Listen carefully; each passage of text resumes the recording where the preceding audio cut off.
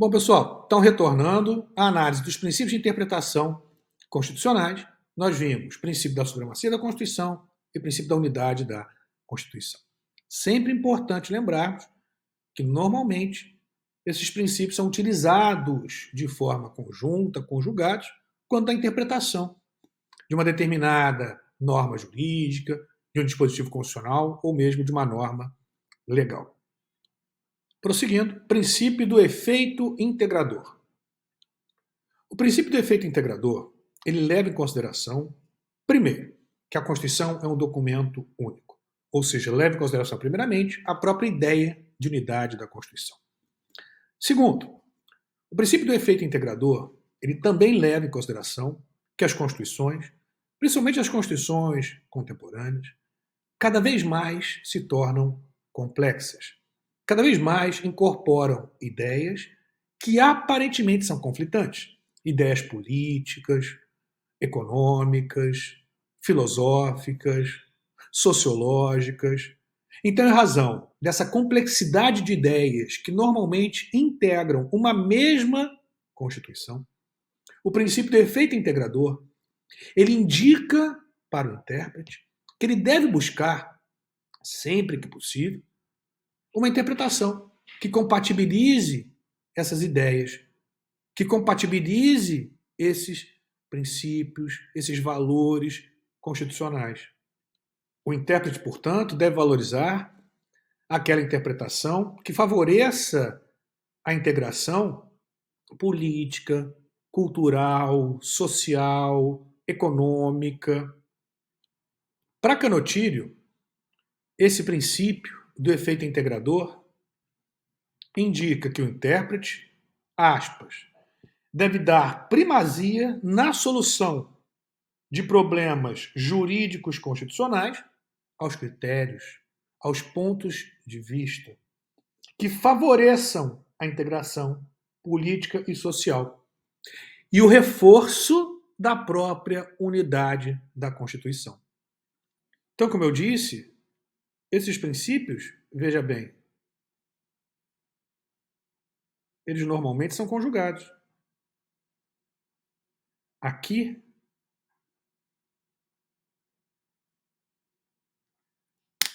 efeito integrador com princípio da unidade da Constituição.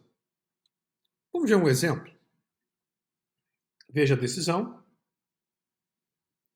Trata-se de agravo de instrumento contra a decisão que inadmitiu recurso extraordinário, interposto de acórdão que versa sobre a base de cálculo do adicional de insalubridade previsto na Lei Complementar 412 de 1995 do município de Angra dos Reis. Eis o teor do acórdão recorrido. Servidor público, insalubridade, município, regulamentação, ausência, impossibilidade de concessão nos moldes pleiteados. 1. Interpreta-se a Constituição consoante os princípios da unidade e do efeito integrador, de forma a afastar contradições e propiciar harmonia entre as suas normas. Agravo de instrumento 667-499. Temos então a aplicação do princípio do efeito integrador conjugado com o princípio da unidade da Constituição. Próximo princípio, princípio da força normativa. Tá? Efeito integrador, vimos. Agora, princípio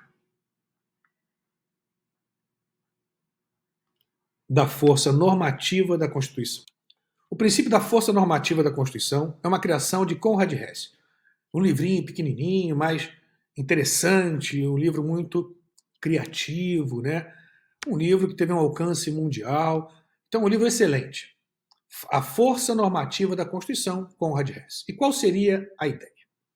A partir desse livro, a Constituição ela ganha uma força jurídica maior do que ela tinha até então.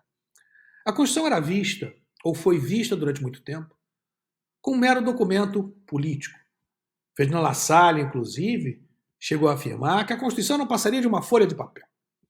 Surge, então, esse livreto, esse livrinho, que, na verdade, é um grande livro, A Força Normativa da Constituição. Esse livro, inclusive, né, ele acabou também gerando a própria, que nós vimos, o próprio método de interpretação de Konrad Hesse, o método hermenêutico concretizador. Então veja que tem ligação com o método hermenêutico concretizador de Konrad Hesse e a própria ideia de força normativa da Constituição. E o que o Hesse dizia em relação à Constituição? Dizia ele que a Constituição ela não é meramente um documento político, uma carta de intenções. Não. A Constituição é um documento jurídico. E como documento jurídico, é dotada de normatividade. Significa dizer que a Constituição ela pretende conformar a realidade, regular a realidade da vida naquela respectiva sociedade. Conformar a realidade política, social, muitas vezes econômica. A Constituição, portanto, não é apenas uma folha de papel. A Constituição é dotada de força normativa. Ela é voltada à concretização de suas normas. Ela conforma, ela determina, ela influencia, e não é apenas influenciada pela realidade. Então, ela influencia a realidade.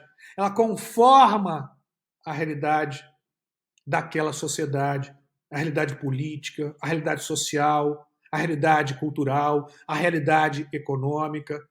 Então veja que não é apenas a política que conforma a Constituição, não é apenas a sociedade que conforma a Constituição, não é apenas a cultura que conforma a Constituição. A Constituição tem força, olha só, para transformar a política, para conformar, para transformar a realidade social, para determinar a realidade social, para regular a realidade social, para até mesmo mudar uma cultura. E nós vemos isso, por exemplo, em constituições como a brasileira, constituições como a portuguesa, que influenciam de forma mais intensa na realidade da vida, na realidade política, na realidade social, na realidade cultural, principalmente constituições de transição para estados ditatoriais e estados democráticos. O que a Constituição faz? Nada? Ela é só conformada pela realidade? Não, ela conforma, ela quer mudar essa realidade. Aquela cultura autoritária, aquele regime ditatorial. Então ela quer transformar, ela quer mudar, ela quer conformar, ela quer regular, determinar. Por isso que a Constituição é dotada de força normativa. E assim sendo, a interpretação da Constituição e de suas normas deve ser voltada à concretização das mesmas, indicando que não se deve interpretar uma norma constitucional para retirar-lhe qualquer efeito prático. Não se deve interpretar uma norma constitucional de forma a impedir a sua concretização. Não, pelo contrário. Deve-se buscar a interpretação que garanta a força normativa da Constituição e de suas normas. A interpretação voltada à concretização da Constituição.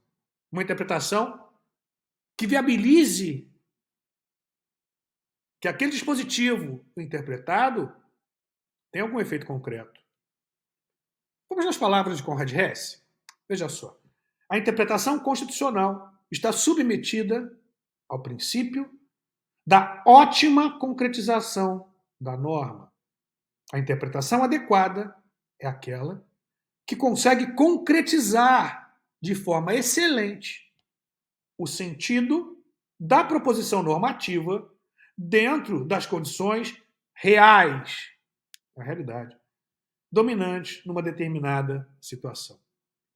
E veja como Canutilho complementa. Diz ele,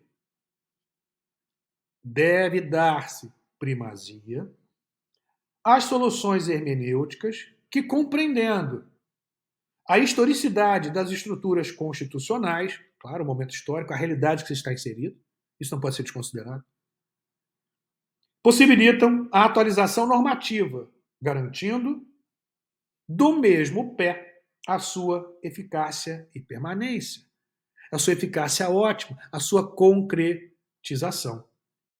Vamos ver a decisão do Supremo, que se valeu desse princípio da força normativa da Constituição.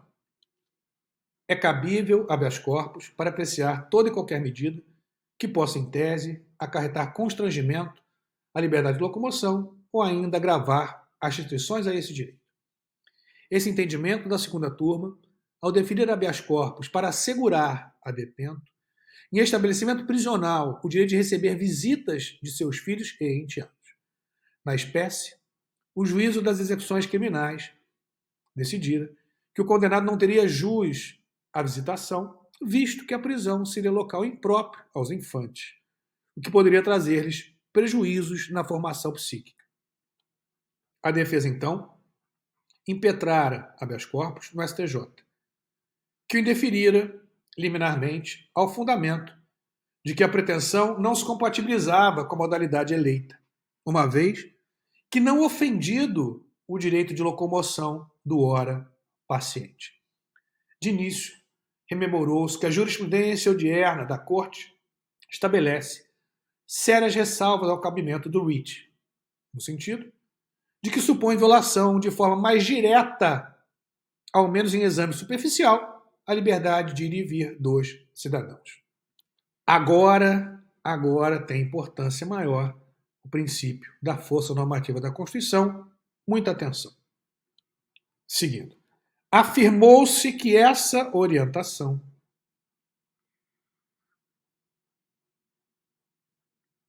que fazia uma interpretação restritiva quanto ao alcance desse remédio constitucional do habeas corpus.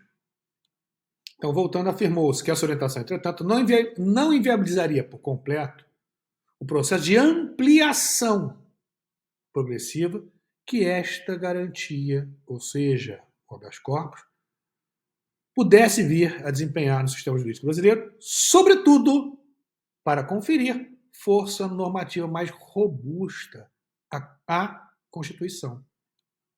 A respeito, ponderou-se que o Supremo tenha alargado o campo de abrangência dessa ação constitucional, valorizando, como dito, a força normativa da Constituição, como no caso de impetrações contra instauração de inquérito criminal para tomada de depoimento, indiciamento de determinada pessoa, recebimento de denúncia, sentença de pronúncia no âmbito do processo do júri e decisão condenatória, dentre outros. Enfatizou-se que a Constituição teria o princípio da humanidade como norte e asseguraria aos presidiários o respeito à integridade física e moral. Então veja aqui que interessante. O princípio da humanidade é um princípio constitucional. Então, tendo em conta esse princípio, a Constituição deve ser interpretada, veja, levando-se em consideração a sua unidade, a unidade da Constituição, a também finalidade daquele instituto, daquele direito, daquele remédio constitucional, no caso do HC, de forma a valorizar a força normativa da Constituição. Então, uma interpretação que amplie o alcance do habeas corpus, ela valoriza o princípio da humanidade, a partir da ideia de unidade da Constituição e de força normativa. Então veja que a interpretação ela é muito mais complexa do que normalmente nós entendemos, do que normalmente nós compreendemos. Então o dispositivo não é analisado de forma isolada. Então não se analisa de forma isolada, por exemplo, o habeas corpus. Se analisa dentro de um contexto histórico, cultural, jurídico, a partir da ideia de unidade da Constituição, valorizando-se a força normativa dos princípios constitucionais, dos direitos fundamentais e, consequentemente, chegando à conclusão de que o HC pode, é até adequado que ele receba uma interpretação um pouco mais ampliativa quanto ao seu alcance. HC 10.7701. Mas, como dito, esses princípios são normalmente conjugados. Então, a partir do princípio da força normativa, nós vamos analisar o princípio da máxima efetividade ou eficiência. Esse princípio da máxima efetividade ou da máxima eficácia é quase que um desdobramento do princípio da força normativa. Ele indica que deve o intérprete adotar, dentre as interpretações possíveis, aquela que garanta ao dispositivo constitucional, garanta ao direito fundamental, garanta a regra constitucional, a máxima eficácia possível. A máxima efetividade possível.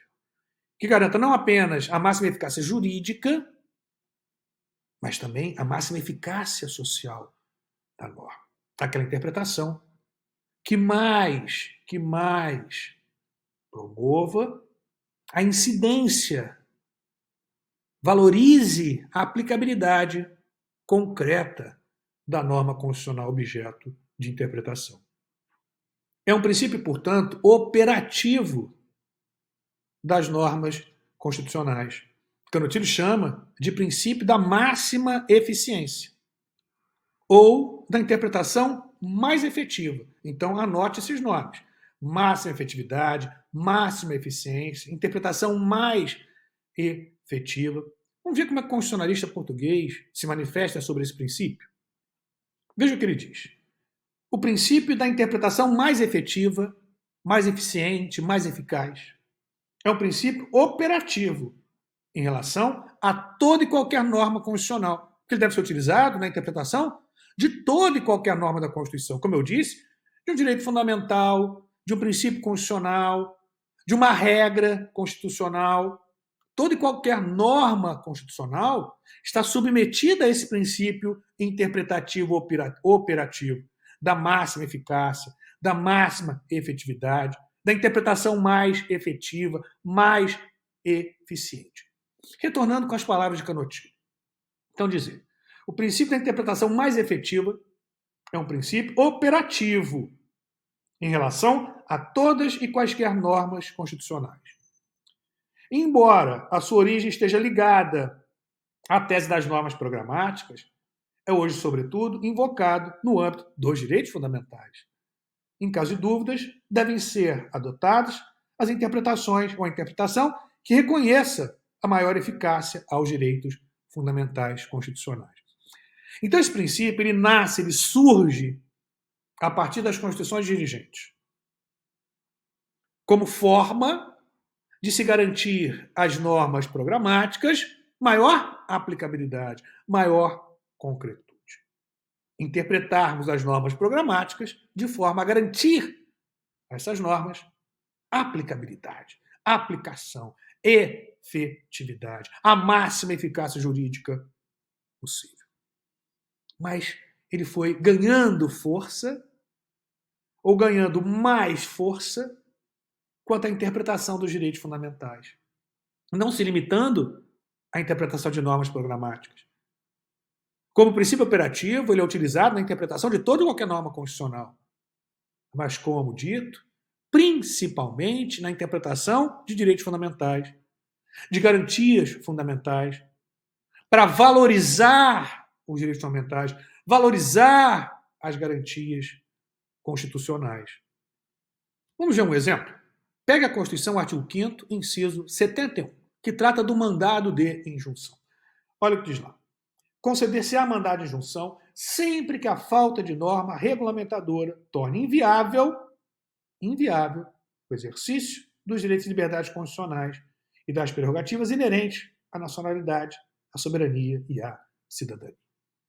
Diversas interpretações surgiram quanto ao alcance e os efeitos do mandado de junção.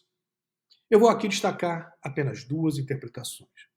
Uma interpretação entendia que o mandado de junção ele reconhecia a mora legislativa que inviabiliza o exercício do direito e, consequentemente, declara a omissão do poder competente pela regulamentação e determina a esse poder a edição da norma faltante, mas não viabiliza o exercício do direito. Já uma segunda interpretação diz que, primeiro, estamos analisando um remédio constitucional, uma garantia instrumental a direito fundamental. A finalidade, portanto, é proteger o direito fundamental. Logo, o reconhecimento da omissão que inviabiliza o exercício do direito, por si só, e a determinação para que seja ditada a norma faltante pelo poder ou órgão competente, ela não garante ao direito fundamental o exercício do mesmo. Então é uma interpretação do remédio constitucional mandado de junção que não garante a esse remédio a finalidade para o qual ele foi instituído, que é viabilizar o exercício do direito, enquanto não editada a norma regulamentadora pelo poder competente. Logo, essa segunda interpretação defende que o mandado de junção ele reconhece a mora que viabiliza o exercício do direito, ele sinaliza para o poder ou órgão competente editar a norma faltante, mas principalmente ele viabiliza o exercício do direito fundamental. Ou seja, o órgão julgador emite uma decisão de cunho concretista. Olha lá, concretista, olha a palavra. Concretista. Garantindo a máxima eficácia, concretizando, primeiro, o remédio constitucional e, consequentemente, o direito fundamental inviabilizado quanto ao seu exercício, em razão da ausência de norma regulamentadora. Então perceba, penso eu, que essa segunda interpretação é aquela que mais valoriza a Constituição, o sistema constitucional, olha lá, unidade da Constituição, interpretação sistemática, teleológica, força normativa, máxima efetividade das normas constitucionais. Vamos ver agora outro exemplo, a partir da decisão do Supremo Tribunal Federal, ADI 3943. Ação direta de inconstitucionalidade, legitimidade ativa da Defensoria Pública para ajuizar ação civil pública. Artigo 5º, inciso 2, da Lei 7347 de 85, alterado pelo artigo 2º da Lei 11448 de 2007. Tutela de interesses tanto individuais, coletivos estrito sensu e difusos, individuais homogêneos. Defensoria Pública. Instituição essencial à função jurisdicional. Acesso à justiça necessitado. Definição segundo princípios hermenêuticos. Olha lá. Definição segundo princípios hermenêuticos garantidores da força normativa e da máxima efetividade das normas constitucionais.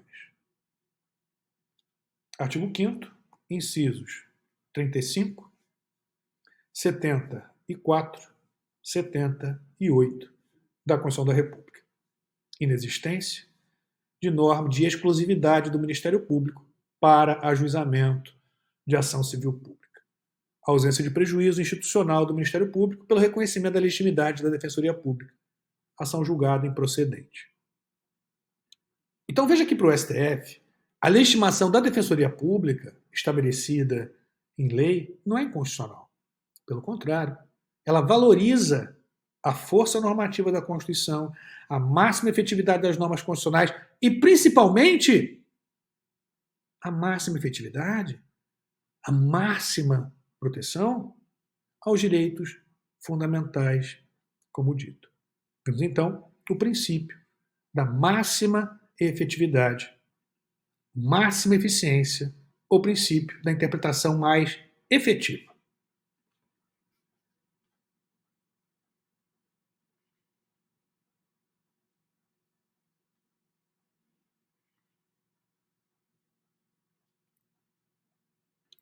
Vamos fechar esse bloco e já voltamos.